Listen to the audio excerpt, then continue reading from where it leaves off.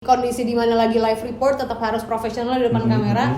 Meanwhile bentrok baru mulai dan itu mulainya di titik gue lagi live report. Jadi dari belakang ada orang yang lemparin bambu runcing ke depan gue kayak, ya Anda bisa menyaksikan di sebelah saya kayak, wow mata aku udah gak kontrol gitu.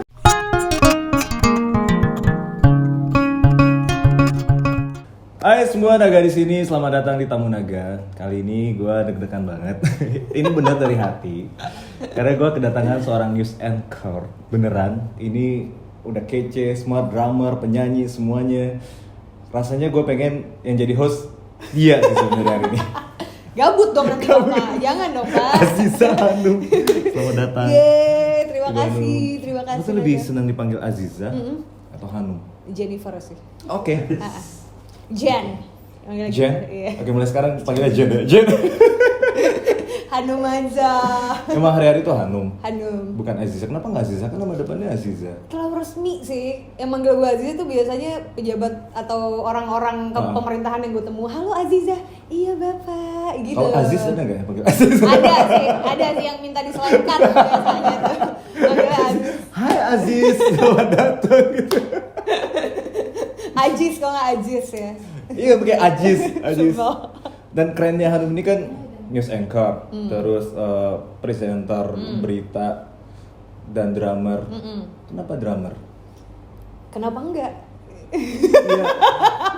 Unik aja menurut gue ya, gitu loh. Maksudnya kan jarang-jarang misalnya seorang presenter pasti dia yang relate ke dunia presenter gitu loh. Tiba-tiba ada seorang presenter berita politik terus tiba-tiba ke dunia musik dan drummer. Itu loh Num. Oke. Apa ya? Mungkin pemilihan ngedrumnya itu ya. Oh, kenapa kok jadinya drummer gitu? Oke. Sebetulnya kalau ngomongin musik sih dari dulu tuh gue mau udah bermusik kayak dari SMP udah punya band, tapi biasanya nyanyi. SMA sempat ngebass juga, terus kuliah sempat punya band main perkusi. Terus? Dan ada akhirnya punya band lain nyanyi juga. Intinya gue nggak pernah nggak punya band lah intinya gitu. Dan di semua band lu udah coba semua tuh ya? kecuali gitar. Kecuali gitar. Gitar karena gue nggak bisa main gitar. Bass kan ya udah yang penting kan ya sama juga sih. Cuman musik kalau gitar tuh lebih complicated, I don't know. Gak tau menurut lo. Oke. Kalau bass mungkin chord kan. Iya. Gitar tuh ya benar lebih complicated. Iya, kan. power chordnya yang gitu-gitu gue nggak paham lah. Terus kalau why drum sebetulnya ini accidentally jadi drummer karena di band lo yang di band yang sekarang karena arah ini sebetulnya awalnya itu tuh web series. Jadi kita itu semua dikumpulin sama si Angga Dwi Masa Songko, si direkturnya ini untuk main web series. Pak Angga Gitu. Shout out to Angga Dwi Masa Songko yang nyemplungin gue gitu. Jadi Angga tuh awalnya ya kita memang di-invite di arah ini untuk main as a aktor dan aktris gitu. Nah, ada satu dan lain hal yang bikin akhirnya web series ini tuh jadi ketunda tayangnya. Tapi Angga tuh kayak nge-challenge, gimana nih kalau bandnya diterusin aja gitu. Oh si seriesnya belum tayang, web seriesnya belum tayang. Tapi soon insya Allah doain ya teman-teman semoga bisa segera mengudara gitu. Nah, tapi terus? Akhirnya ditawarin gitu, maksudnya sayang lo udah form as a band gini walaupun cuma acting doang, mau nggak diterusin aja bandnya gitu. Jadi nggak cuma gue, Hanum yang sebelumnya nggak pernah main drum sama sekali 2 tahun ini akhirnya ngejar jadi ngedrum beneran. Tanta Ginting itu justru dia aslinya drummer. Terus kenapa ditukar? Nah makanya itu karena kepentingan film sebetulnya, karena kepentingan series. Jadi semua Gilbert Pohan aslinya itu nyanyi dan main gitar, dia diarah jadi bass. Roy Sungkono vokalis gue gak punya pengalaman musik sama sekali, gak pernah nyanyi dan jadi vokalis. Iya, jadi arah itu tuh benar-benar gitu lah, accidentally ngeband. Tapi kita sangat happy dan bahagia dengan apa yang kita lakuin sekarang gitu. Dan planningnya buat arah tuh kemana sih? Emang niat yaudah nih udah serius, udah walaupun basicnya dari web series tadi, terus kedepannya emang tetap mau dilanjutin bikin single terus, bikin album atau ada planning lain ke depannya? Actually sebetulnya itu tuh kayak nggak di-planningin gitu loh. Jadi kayak somehow kita bikin karya, nulis lagu, bikin musik apa segala macam, akhirnya ngalir aja. Sekarang kita lagi workshop untuk second album. Terus ya udah kayak nggak ada no pressure at all gitu, walaupun kayak lo kan basically bukan nggak ada yang musisi nih, yang beneran musisi cuman Gilbert Pohan doang ya, bodo amat. Sekarang kita udah ada di industri ini, kita udah punya wadahnya, gitu ya. sikat aja gitu. Kok toh maksudnya kita bisa bertanggung jawab kok dengan musikalitas kita masing-masing. Asik. Gitu, ya. Ini dia sombong.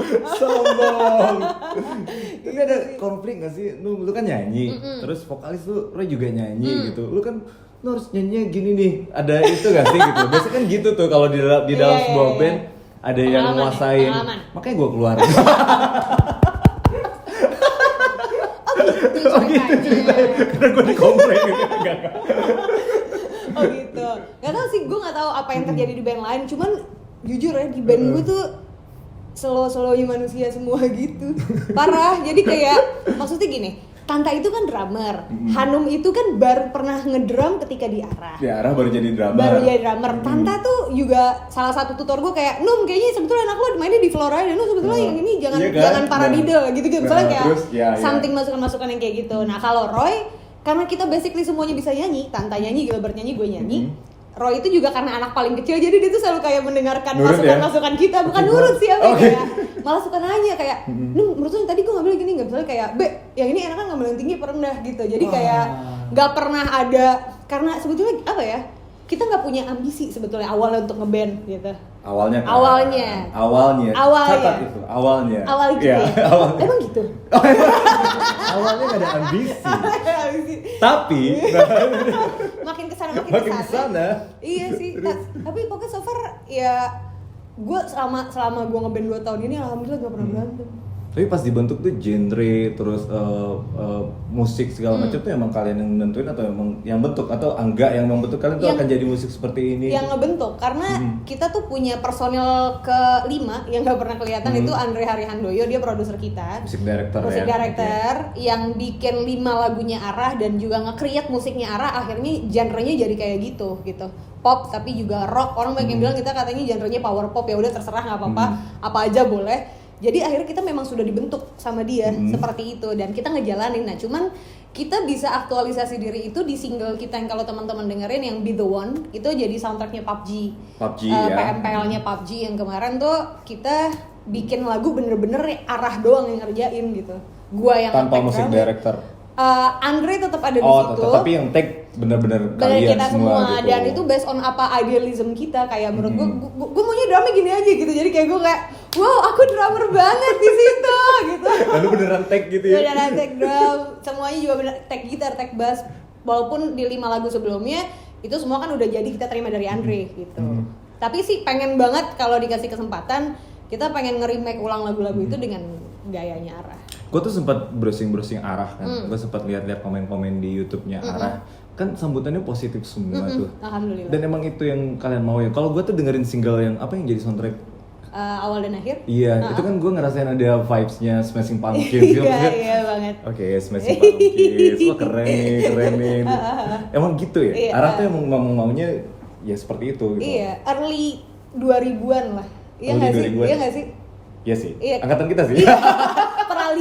Peralihan 90-an ke 2000-an kan musiknya gitu-gitu semua kan, Arctic gitu kayak. Ya kebetulan kebetulan Arah tuh preferensi musiknya nggak jauh-jauh beda, tapi menurut anak-anak musik gue tuh paling planet sendiri karena lu apa? Lu planetnya seplanetnya apa? Gue tuh gak terlalu banyak referensi musik karena gue tuh gini dulu gue tuh seneng banget, misalnya zaman gue SMA gue seneng banget Oasis. Oke, Oasis, terus gerak depan gue Coldplay, Arctic Monkey gue dengerin. Tapi gue tuh gak sampai spesifik nyari-nyari banget gitu loh. Jadi beberapa musik itu gue dengerin karena nyampe ke telinga gue.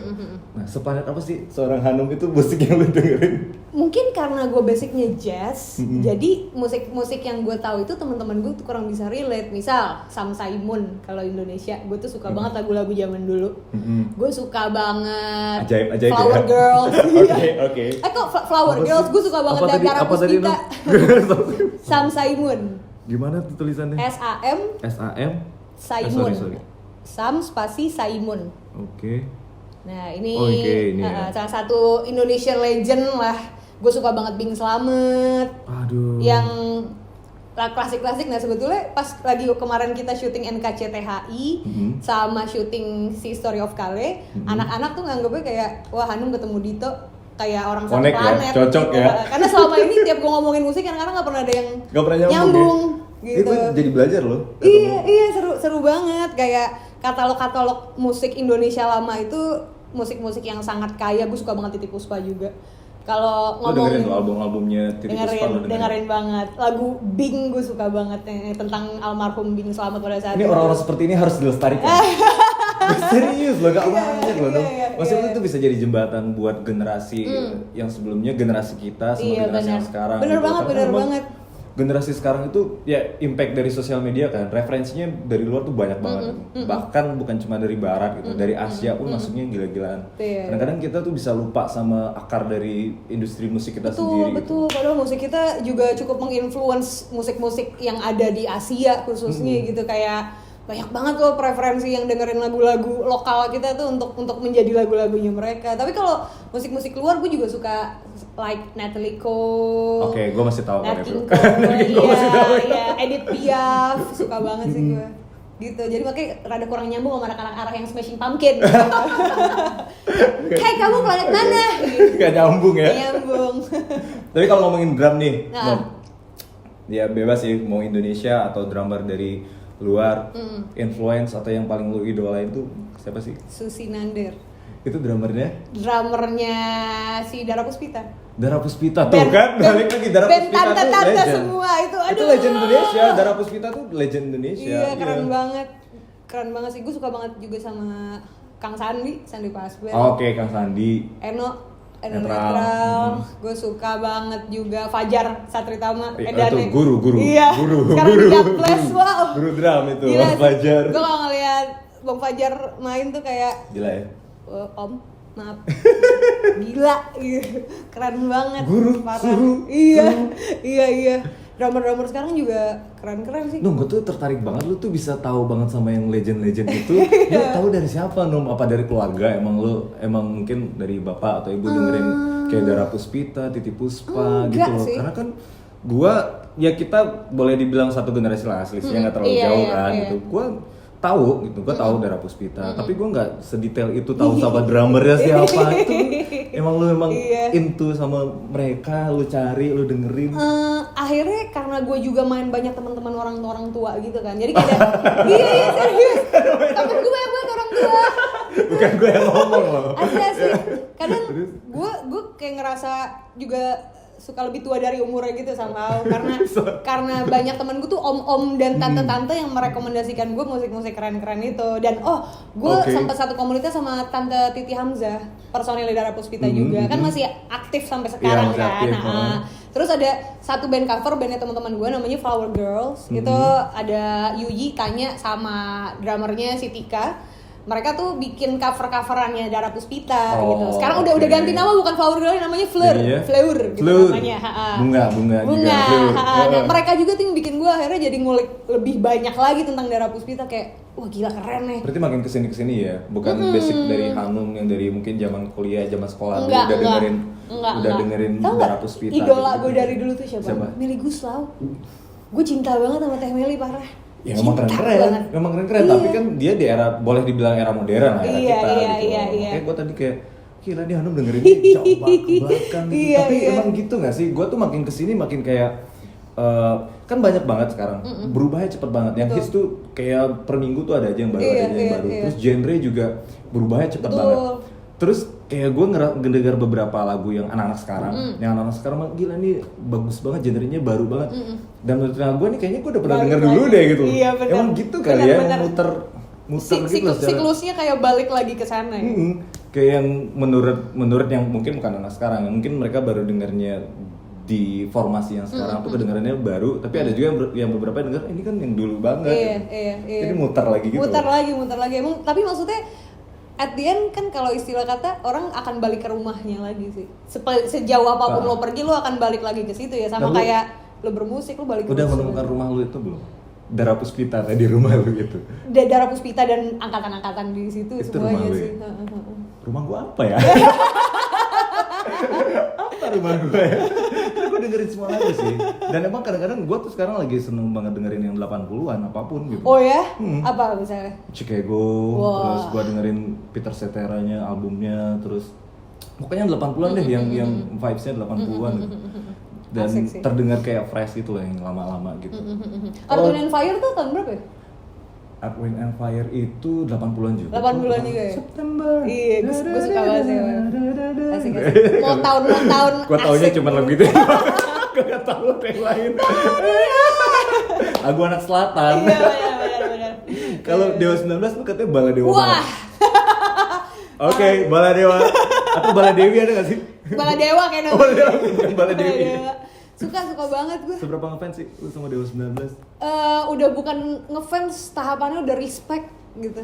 Berarti begitu lu kemarin dapat kesempatan buat ngobrol sama Pak D itu gimana rasanya dong? Makin ngefans.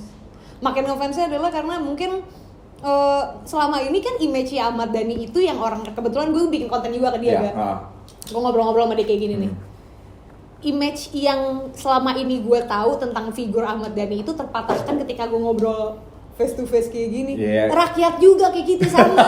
Asli kayak gitu juga, kayak bercandaannya, the way dia menyampaikan apa isi kepalanya gitu. Jadi mungkin kalau orang tuh kan tipikal masyarakat itu kalau ngelihat orang yang terlalu terbuka tentang sesuatu kan kayak ih kok gitu kan. Judgy kan. Nah, Ahmad Dhani itu one of them gitu, dan I think gila sih, emang beneran the real genius gitu. Jadi pas ketemu dia, gue main ke satu lantai isi koleksian vinilnya dia semua. Iya, vinil semua itu. Dia kayak pamitan dari sejam sebelumnya, bilang oke, aku pamit ya mau makan. Enggak tuh di situ 2 jam.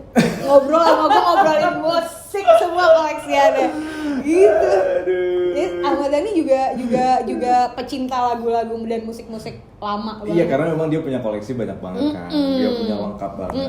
Gitu. Ada cerita kocak. Jadi Mas Dhani itu sempat cerita pas Rian The Massive main ke sana. Mas Dhani, ini aku mau ngasih albumku. Aku udah punya gitu. Iya, masa sih Mas?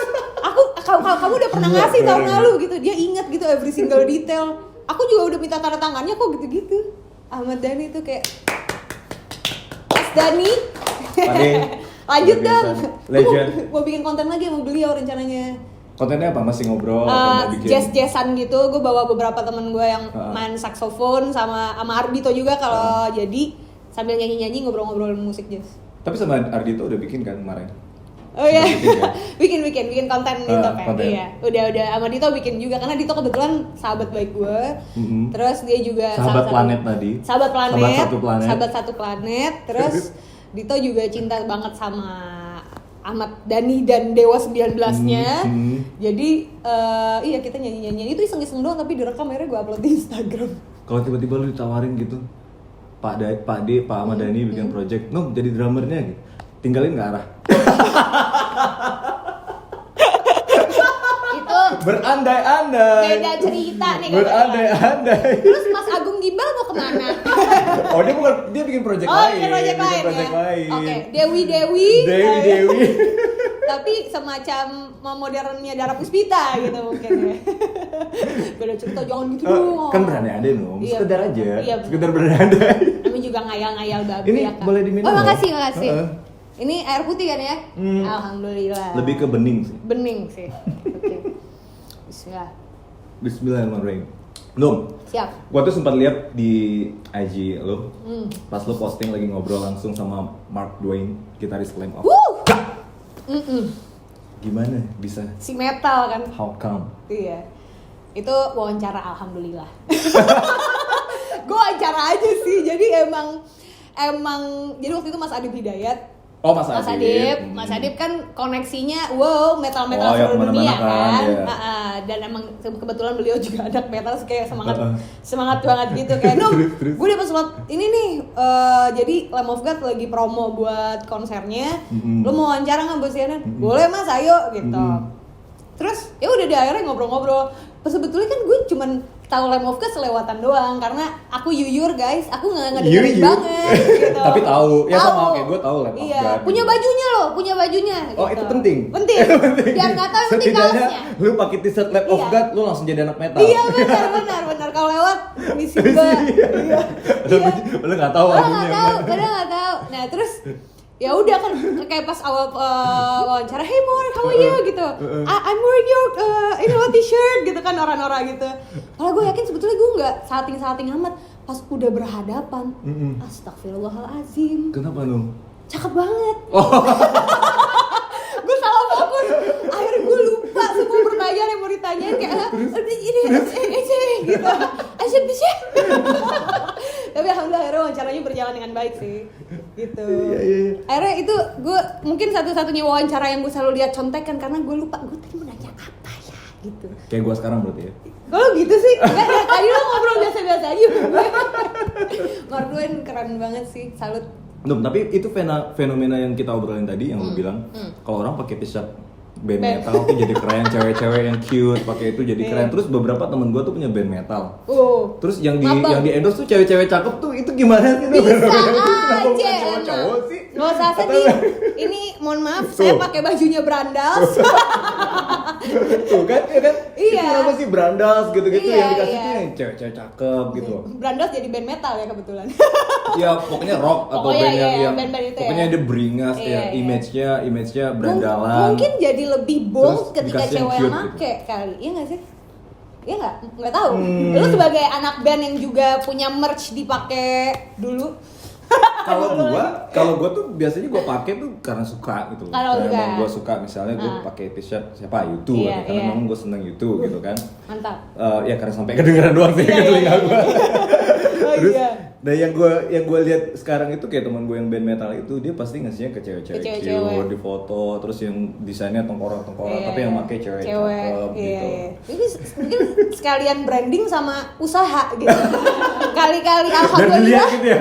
Iya kan? Iya nggak sih kayak ih, nih cewek aja pakai merch gua gitu. Bisa kali nomor WhatsApp habis ini. Kadang kan suka gitu anak band emang. Ngaku loh. Modus ya. Itu modus ternyata ya. Iya, ternyata dia modus gitu. Gitu sih. Terus tuh zaman kuliah dulu, isip Hmm. tahun 2012 bener nggak? Lulus. ya? Lulusnya 2012. Ah. Terus kalau nggak salah tuh lu dulu juga punya band dan Betul. as a vocalist. Betul. Namanya KWA, KWA. Jangan KWA. ditanya artinya apa. Kenapa? Kita berlima. Justru ditanya. Iya. Jadi jangan ditanya, justru ditanya. Jangan ditanya kenapa. Itu nama nggak ada artinya. Pokoknya kenapa namanya kue, biarin sih nanya Gua pengen mulu, kuah, gitu ya? Iya, gue pengen kuah. Gitu kan anak lenteng kan, jadi ngomongnya Betawi. Ngapa dah? Orang mau kuah. Suka-suka aja. Gitu. Gue harus lebih jaim padahal ya. Kenapa gue bacot banget di sini? Enggak lah, justru Enggak. Justru lu tuh yang sangat menolong gue sebagai host magang, kan udah bilang. Gue pas Lu bilang, jangan oh gitu namanya dong. Aziza Hanum, aduh gue harus ngapain, gue mau tanya apaan, gue bilang gue bingung banget gitu kan. Enggak Gue lah. deg-degan akhirnya ya udah Enggak lah. Iya, ya iya. udah gue Ih, maksudnya tapi lu tuh gaya ngobrol ini tuh sangat nyaman loh, karena Asik, narasumber asik. itu butuh kenyamanan ketika diwawancara. lu nyaman nggak? Nyaman lah. Alhamdulillah. Beneran, gak bohong. Aduh. Terus kalau si Kuah itu ngebandnya apa Num? Pas lu ngeband sama Kuah Kuah itu? itu Itu di dulu Jakarta dong? di Lu kan Jakarta. memang lahir besar di Jakarta. Di ISIP di Lenteng kebetulan, Mm-mm. tetangganya UI, karena gagal UI masuk ISIP enggak deh. Minimal ada aroma-aromanya dikit. Ada. Jadi kalau Kuah itu dulu kita kiblatnya dengerinnya Moka. Oke. Kita dengerinnya Moka sama Bjork. Jauh. Iya, Moka sama Bjork, sama Kokorosi. Terus, nah karakter vokal gue itu kan emang yang mencelat tinggi-tinggi gitu. Cocok tuh nyanyi lagu-lagu yang agak-agak I've got a truth this, yang Scandinavian, apalah gitu-gitulah. So tau banget sih gue. Gitu, makanya Kita jadi banyak belajar kalau dengerin lu ngobrol di sini Gitu itu ya? belajar semua, gue belajar ya, gue Enggak, dengerin, enggak. gue Enggak, nyimak. enggak. Nanti abis ini gue cari lu ini ternyata nih. ya. Gitu sih, akhirnya sebetulnya terinspirasinya itu dari Moka. Nah kalau musik-musiknya Kuah kita bikin lagu sendiri juga, cuman itu adalah apa ya, cara kita mengartikan kecintaan kita sama Moka gitu. Oh, basicnya memang suka banget sama Moka, Suka terus banget bikin sama Moka. band referensinya Moka gitu. Gitu. Nggak niru-niru loh, enggak. Kita menginterpretasikan. Hanya terinfluence. Terinfluence. Ya, catatan ya, bukan meniru-niru. Iya, tenang Teh Arina, Kang Riko, Kang Tomat semuanya. Itu legend tuh mereka Iya, tuh, Moka legend tuh banget, tuh. legend banget. Legend. Iya. Flashback ke zaman-zaman SMA. Gue Oke. dengar lu pernah tawuran katanya ya. Ini gila, info dari mana Tawuran. tuh? Parah Tapi itu banget. Bener. Gak SMA. Jadi Ya SMA SMA gue termasuk yang cupu, nggak banyak tawuran. Kecuali lu. Basically gue hobi berantem sih kan. Oh gitu. Itu hobi berantem, tapi nggak yang tiap hari gitu, nggak sama sekali. Tapi kalau tawuran itu gue pernah jadi korban tawuran sama justru SD. Oh SD. SD. Okay. Jadi depan rumah. Gue kan dulu sekolah sepedahan. Sepedahan, terus kalau udah pulang sekolah tuh gue pasti ganti celana. Soalnya kan kalau pakai rok susah kan. Ngegoesnya. Nah, terus ada kayak satu momen depan rumah gue persis anak SMP pada tawuran.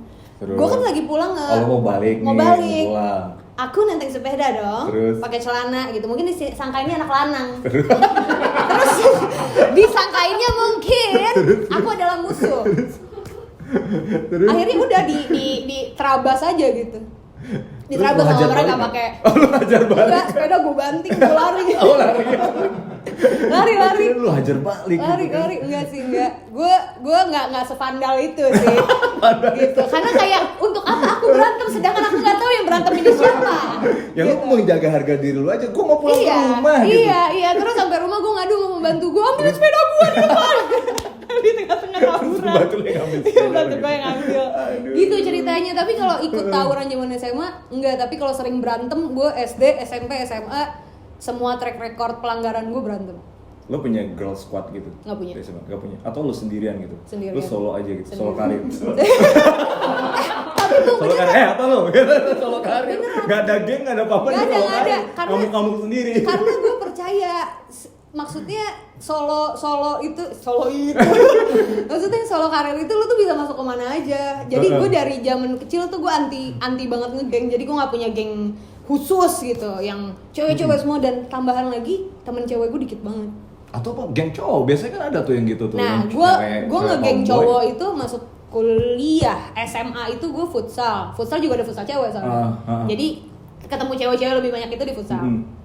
Gitu. Tapi memang darahnya panasan kak gitu, kayak nggak bisa tuh temen apa aku. Lu? Bukan nih, misalnya lo temenan sama gue, terus ada yang gangguin lo, bisa gue yang berantem sama dia. Walaupun lu nggak tahu masalahnya apa. Nggak tahu, pokoknya temen gue kecolek, gue marah. Itu gila, sandal banget. Saya mau beneran. Iya. Aduh. Tapi sekarang udah lebih calm ya, udah Zen lebih mode. Oke, membaca situasi, cukup tahu gitu. Harus lebih jaim.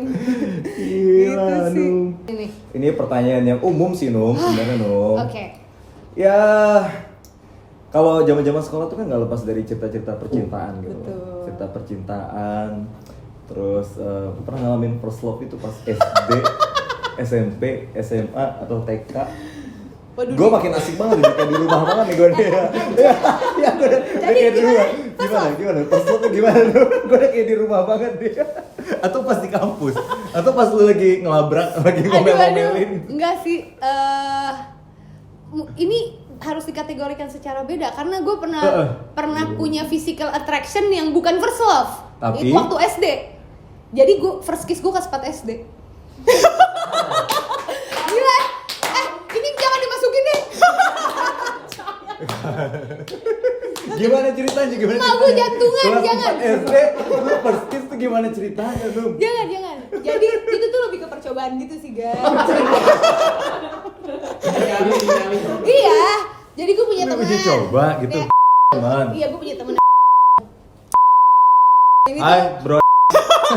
Lo mau potong ini buat lo doang? Jangan.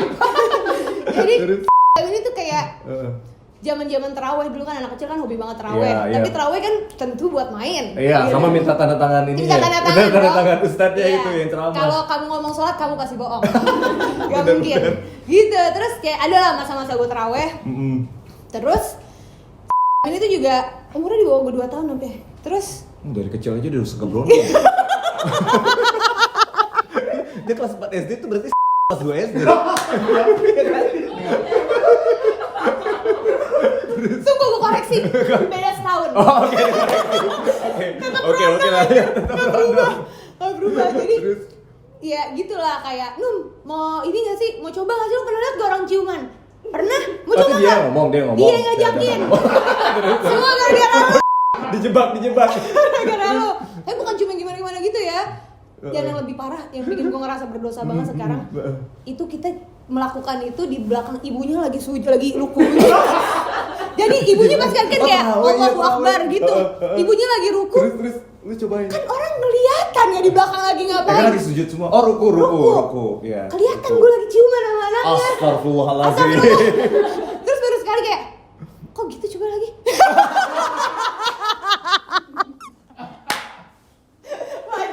Wajur banget. Dimanapun lo berada lo bangke. Temen lu tuh visioner banget.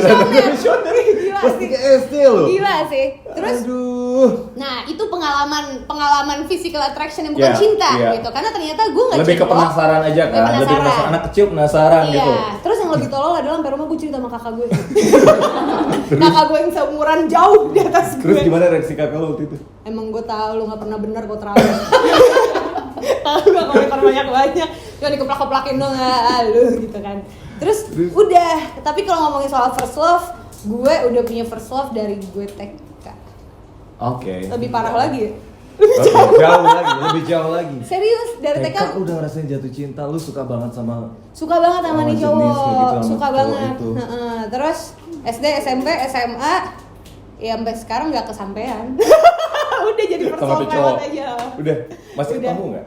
Masih, temen baik gue. Jadi lucu-lucuan aja kali. Lucu-lucuan. Dia bahkan udah punya anak, udah punya istri. Jadi kalau ketemu gue kayak, lu tuh dulu suka gak sih sama gue? Gitu-gitu kan. Tapi suka banget sama lu. Enggak berani ya. Gue gak pernah ngomong. Tapi yang jelas, gue menikmati masa-masa itu jadi kayak, lucu banget ya. Suka-sukaan anak kecil tuh gitu. Iya sih, iya lucu banget. Gue waktu TK tuh sukanya tau gak dengan siapa? Apa? Dengan guru gue. Wah, jadi gue nggak mau sekolah waktu TK kalau gurunya yang ngajar bukan dia. Serius. Dan gue nggak mau pulang kalau nggak dianterin sama dia. Dia apa? Kok gitu? Kacau ya? Kok gitu terus? Ya gue suka aja sama itu guru. Apa yang gitu bikin loh. lo suka? Karena lo anak TK. Rambutnya panjang dulu, rambutnya segini dong. Udah alasan gue cuma karena rambutnya sepinggang udah itu dong. Emang gak ada cewek rambut panjang lain yang ada di situ? Kayaknya cuma dia waktu itu. Karena kan yang lain masih kecil-kecil. Ya kan? Itu sih. Jadi memang ini ya, sindrom suka sama yang lebih tua jauh gitu. Kejauhan sih. TK suka sama gurunya tuh kejauhan sih. Kalau kampus sama dosen masih oke kan. TK gue suka sama guru. Iya. Gak apa-apa sih. Tapi itu pasti akan lo ingat menjadi kenangan yang manis sampai saat ini. Ya lucu, terus kayak jadi bahan buat ketawa sendiri gitu. Benar-benar. Temen lo tau gak? Teman gue yang tahu tuh nyokap gue, ibu gue justru tahu banget. Jadi kan ibu gue tuh jadi dekat sama si gurunya itu, sama guru TK gue itu. Guru lo tahu lo suka sama dia? Gue bilang, gue waktu dia pacaran gue marah. Gue marah. Ibu kenapa pacaran sama itu gitu loh? Potong rambut sekarang. Lo suruh potong rambutnya. Aduh. Oh ya ampun. Coba Naga posesif ya ternyata ya. Posesif sama gurunya. Posesif sama guru. Luar biasa, tapi lucu sih ngomongin zaman kecil tuh. Ih, maaf. Anggap aja lu nggak tahu. Please, pokoknya ntar lu setelah ini lu anggap aja nggak terjadi apa-apa. Oke? Lu pulang dari sini lupa kalau lu pernah datang ke sini. Oke? Aduh malu gue. Sekarang kita ngobrolin hobi nih, Nung. Aduh, aus nih kita. Lu kan katanya seneng banget sama traveling. Sebenarnya umum sih, semua orang pasti seneng traveling. Betul. Kayak Apalagi kalau dibayarin. banget. Dan itu biasanya kejadian buat itu salah satu kesenangan sebagai anak band. Biasanya kalau misalnya manggung di tempat-tempat yang seru, ada tempat wisata, gue suka extension tuh biasanya. Oh iya? Gue minta panjangin lagi. Gue tambahin buat liburan. Nah kalau lu gimana sih, Nung? Apa sih yang seru di Indonesia, yang tempat yang paling pernah lu kunjungi dan itu seru banget? Indonesia kan luas banget, banyak banget yang keren-keren. Gue suka banget Banyuwangi lagi. Banyuwangi tuh bagus banget. Lagi rame dan gue belum pernah. Kenapa sih serunya Banyuwangi? Sebetulnya gue ke Banyuwangi itu tuh awalnya liputan. Dan timing gue kesana itu Banyuwangi tuh belum yang segimana-gimananya banget gitu loh. Jadi yang bikin gue suka adalah satu, infrastrukturnya jalanan tuh semua bagus gak? Lo ke jalanan manapun, akses semuanya bagus, penginapan super murah, tepi-tepi pantai yang kayak mungkin di Bali lo bisa dapetnya semalam 3 juta, di sana 500.000 aja kayak gitu. Tapi dengan kualitas yang sama. Terus makanan enak-enak, orangnya ramah-ramah gitu. Jadi kalau misalnya bisa diklasifikasikan Indonesia, gue suka banget sama Banyuwangi sih. Dari semua yang pernah lo kunjungi? Dari semuanya, dan pengen banget kesana lagi. Cuma sekarang kan terakhir sempet zona merah juga kan ya kemarin. masih sih kayaknya beberapa tempat Jawa wisata Timur, masih ya. Iya, Banyuwangi termasuk yang lumayan masih tinggi. Jadi nunggu masa pandemi ini cukup reda, gue pengen banget kesana sih bawa keluarga. Seru banget soalnya. Apa sih yang kurang Nung dari tempat-tempat wisata di kita? Lo kan sebagai jurnalis gitu, lo pasti punya sudut pandang sendiri di tempat-tempat yang lo kunjungin. Lo lihat Indonesia itu kaya banget. Besok gua kena tuna. Oh, seru banget. Seru banget katanya, karena gue belum kesana. Tapi itu seru banget katanya, dagingnya seru, terus bawah lautnya keren. Gue penasaran, gue dapet kesempatan sama teman gue buat jalan ke sana. Nah, lu kan pasti udah banyak banget tuh ngunjungin tempat-tempat di Indonesia. Apa sih yang kurang lu? Dan kita tuh punya banyak spot yang keren-keren gitu. Tapi apa sih yang kurang gitu? Promosi. Promosi itu karena maksudnya banyak banget tempat-tempat kayak barusan gue ceritain soal Banyuwangi. Lu nggak tahu kan ternyata Banyuwangi aksesnya se-oke itu gitu. Iya. Gue cuma tahu kayak ya udah langsung tempat kerja kan sering dilihat Banyuwangi itu sekarang hype banget lah. Benar. Akhirnya sekarang orang mungkin manageable lah. Sekarang udah bisa dengan promosi yang dilakukan sama Kemenparekraf gitu ya, dengan pimpinannya Mas Tama gitu, dengan promo-promo trip dan segala macam wilayah-wilayah yang memang harus dikedepankan, terutama karena bisa ngedatangin banget devisa gitu loh. Maksudnya Indonesia nggak melulu about Bali gitu, dan Indonesia nggak melulu about Lombok. Lo lihat deh tempat-tempat lain. Dan nggak melulu about tambang. Iya, maksudnya iya. Gitu. Sebagai anak pertambangan, nyambung lo tahu. nyambung. Jadi kayak maksudnya banyak banget potensi alam yang harus bisa lebih dipromosikan lagi. Dan menurut gue kan kebanyakan tempat-tempat wisata ini kan dikelola sama swasta atau sama lokal lah, masyarakat lokal gitu. Ya, yang dibeli kepercayaan untuk mengelola, ya please just do it properly gitu. Karena kadang kalau udah dipercayain sama yang udah ada di situ, ini harus bayar lagi, parkir mahal lah, toilet MCK jelek gitu-gitu loh. Jadi maksudnya nggak ada kepastian harga. Iya gitu. Pagu yang rata, memang lo tuh ke situ tuh nggak mahal, nggak pandang bulu gitu. Mentang-mentang lo bawanya Mercy, jadi lebih murah yang pakai Avanza gitu. Dan masuk itu kadang bikin males si iya, turis kan, lokal gitu. Atau apapun itu gitu. Gue itu asli Batak. Bokap gue Batak. Gue datang dari Prapat namanya, Danau Toba. Danau Toba itu kan keren banget. Terus jadi tempat wisata yang dulu sempat lebih populer. Gue tidak membandingkan sih, maksudnya waktu kecil gue di Kalimantan, hampir setiap rumah di Kalimantan tuh ada garpu sama sendok yang gede yang tulisannya Lake Toba gitu, populer banget di mana-mana. Dan yang gue dengar akhirnya menurunnya di tahun 90-an sampai 2000-an itu karena penghuni lokal, penduduk lokal itu nggak ngasih kepastian harga gitu loh. Jadi mulai dari makanannya, mulai dari akses penyeberangannya. Nembak kan.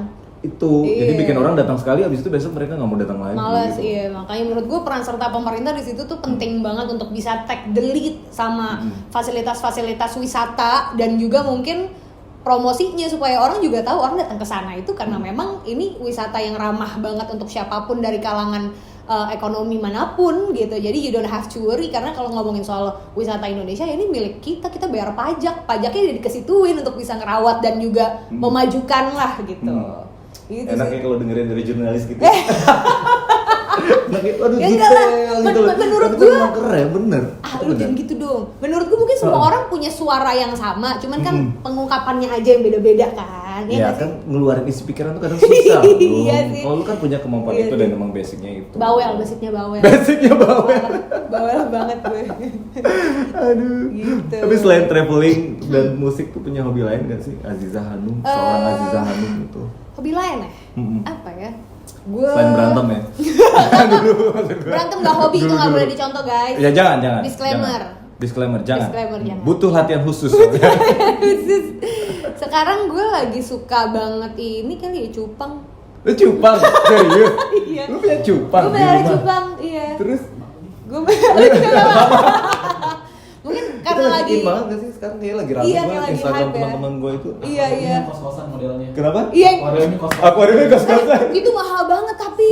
130.000. Masa? Bagi linknya dong. Ya lo Iya, gue suka banget merah cupang, terus banyak banget rumah-rumah cupang gitu yang pada ngasih overload gitu kan di rumah. Gitu. Jadi kayak gue nggak pernah nampilin lagi hobi gue main cupang di sosmed karena menarik Takut lu dikirimin orang-orang lagi mau gitu. dikirim-kirimin karena Harusnya lu terima. Lu jangan. jual lagi lu.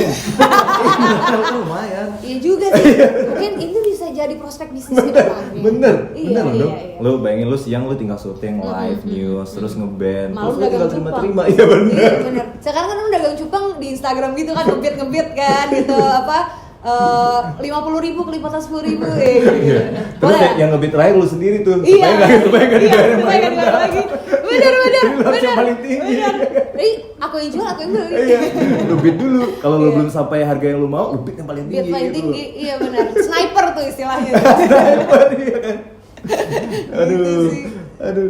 Kalau cerita awal karir di jurnalistik kan dulu lu sebagai reporter Net TV itu tahun 2013 ke 2015. Itu gimana ceritanya dong? Lu lulus kuliah langsung apply ke Net atau punya Sebetulnya pengalaman sebelumnya? kantor pertama gue tuh bukan Net, kantor pertama gitu? gue tuh Trax FM. Gue di radio. Oh, di Trax? Gue di Trax itu 1 tahun 4 bulan, bentar. Tapi dari sebelum gue lulus kuliah gak. Oh, lu masih kuliah? Masih kuliah, Lu jadi udah lagi di nunggu Trax. skripsi doang ya kan kayak. Apa waktu itu lu penyiar kah? Atau Produser. Lu produser? Gue nge-produce konten. Oh. Terus jadi memang bareng sama Reza Candika, kalau teman-teman Tahu Reza Candika. Reza Candika. Dia masih sampai sekarang tuh Reza Iya Candika. masih, iya. Jadi sama Candika dulu gue jadi produsernya Trax, gue megang program School Desak. Itu tahun berapa berarti? 2012 ya. Kayaknya waktu itu gue sempat promo ke Trax ya, jangan ada loh. Bisa jadi, jadi ya. bisa jadi. Kita belum ngeh gitu kan. Iya. Terus ya itu 2012 menuju akhir-akhir tuh gue di Trax. Terus nah 1 tahun 4 bulan di Trax karena Trax itu kan kayak playground yang nggak kayak tempat kerja gitu. Seru ya buat main seru sama banget, temen-temennya happy semua. banget. Jadi tiap hari ke kantor tuh kayak ke kampus gitu mau main, bukan mau kerja. Nah akhirnya gue kayak men-challenge diri gue kayak kayaknya gue butuh lebih deh. Dan cita-cita gue dari TK kan mau gue menjadi news anchor. Gitu. Oh gitu, lo emang cita-cita. Emang lo jadi news cita-cita, anchor. tapi bukan gue melupakan cita-cita gue ketika gue masuk Trax. Cuman gue pikir, I think waktu gue masih cukup panjang kok, insya Allah kalau panjang umur untuk bisa nyampe ke titik cita-cita gue gitu. Kayak Akhirnya lo main dulu nih ceritanya. main gitu. dulu gitu. Terus gue nyari-nyari info lah tentang Net MDP 2 waktu itu, angkatan keduanya Net. Akhirnya gue masuk ke Net. Udah di Net itu gue jadi reporter sama kreatif, plus gue sempat punya segmen buat gue sendiri di Indonesia Morning Show waktu itu, pas lagi mau pilkada. Jadi setiap episode itu gue keliling ketemu kader politik, ketemu organisasi-organisasi atau institusi-institusi tertentu. Di akhir episode gue bikin lagu, jadi kemana-mana gue bawa gitar. Oh gitu? Iya, sotoy banget. Oh itu emang konsepnya gitu? Iya, itu sebetulnya gue yang ide. nambahin. Iya. Produser gue iya boleh, Oke, silakan. Iya.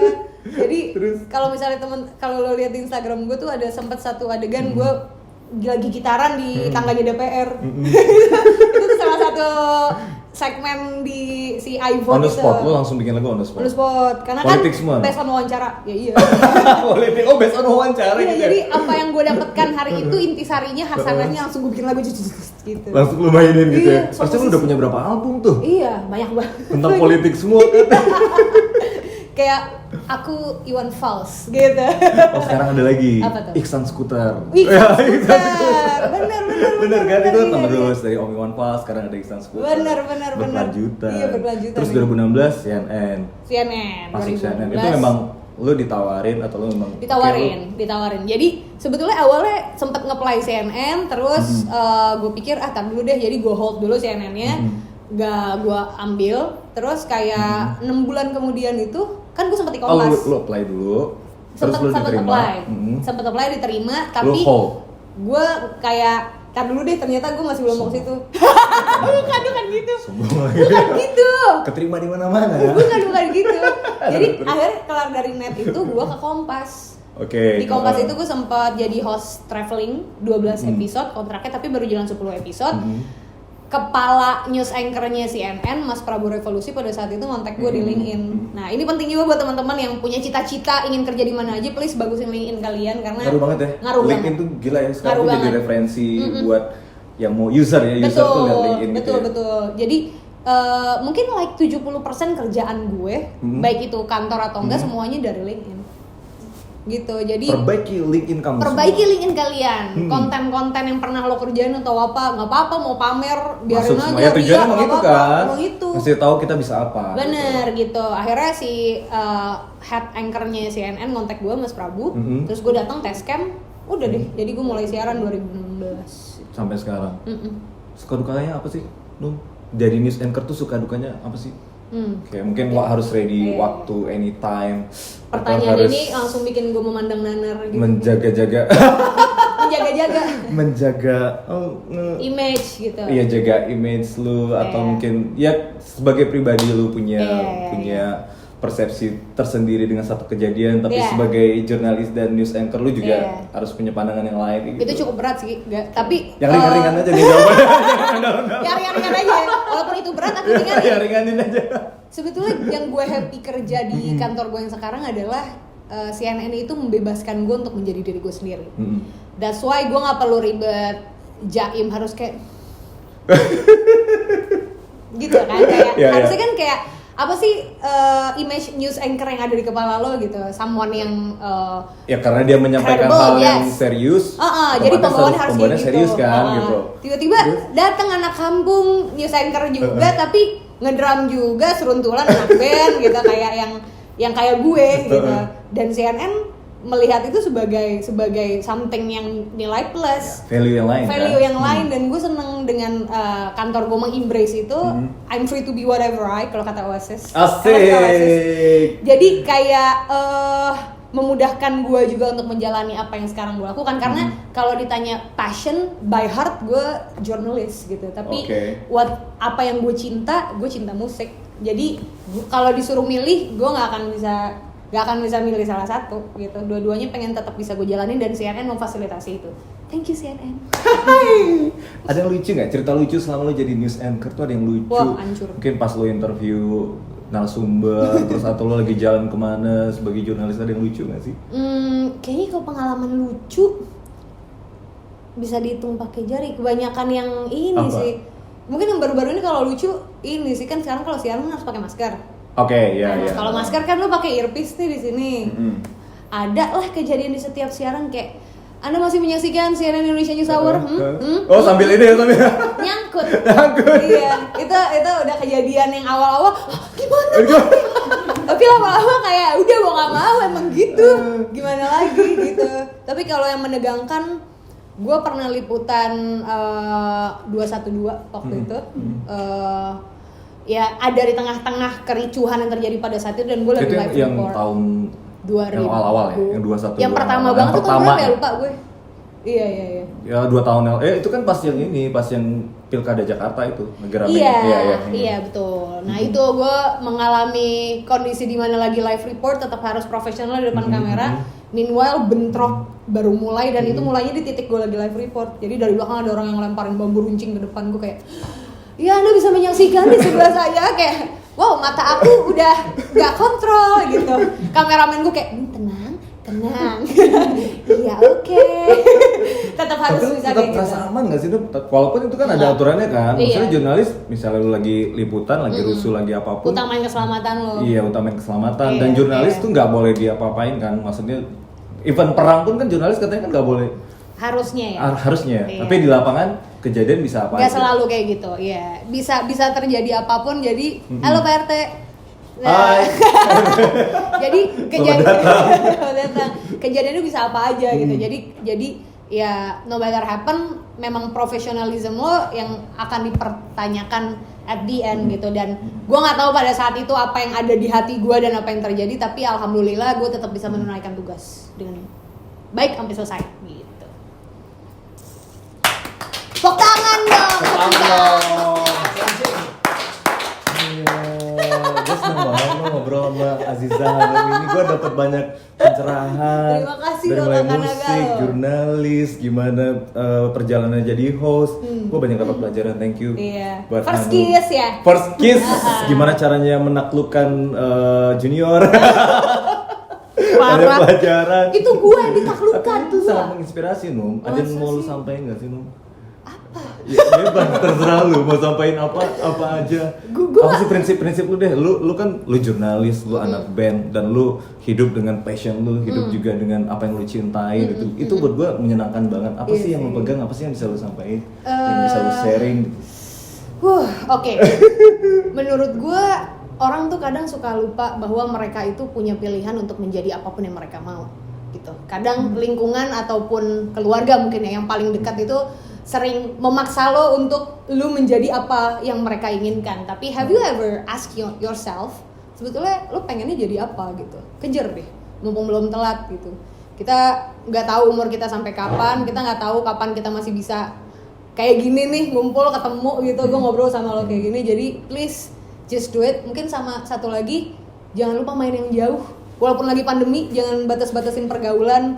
Lo bisa ngobrol dari kelas orang yang nggak pernah lo nengok sama sekali. Mungkin kalau di jalanan biasa pakai headset, coba lepas sekali, lihat sekeliling, lihat apa yang bisa lo respon gitu dari lingkungan lo. Mungkin orang-orang di sekitar lo butuh itu, tapi kan mereka nggak ngomong. Mereka butuh mata lo untuk ngelihat mereka duluan. Jadi so main yang jauh sih teman-teman. Termasuk musik nggak?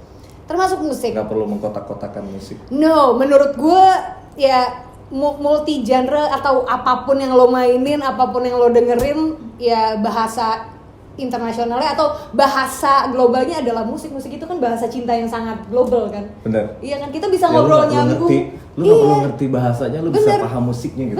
Bener banget gitu. Jadi as simple as that gitu sih. Aziza Hanum. Terima kasih Kakak Naga. Thank you Kakak Hanum. Thank you semuanya udah nonton Tamu Naga episode ini, dapat insight yang seru banget dari Aziza Hanum. Jangan lupa di like, di subscribe, di share, dan di komen. Sukses buat Hanum sekali. Thank you banget Naga. Arah juga sukses. Terima kasih banyak. Naga juga dengan solonya. Kapan-kapan kita collab sih. Mau dong. Kolaborasi. Mau sekali dong. lagi. Beneran. Serius ya? Iya serius. Ya? Serius. Atau kalau gua manggung solo mau jadi drummernya nggak? Iya jangan. Gua ngedrum sama Arah aja, lu jangan ajak-ajak. Kan buat seru-seruan doang, iya, bener, bukan bener. buat seru-seruan. Iya, bener. Lagi perform Naga terus tiba-tiba sebelah ada Hanum. Gila keren banget. Oke. Dadah. Demi Tuhan takkan pernah kusiakan Kau anugerah terindah yang terjadi di hidup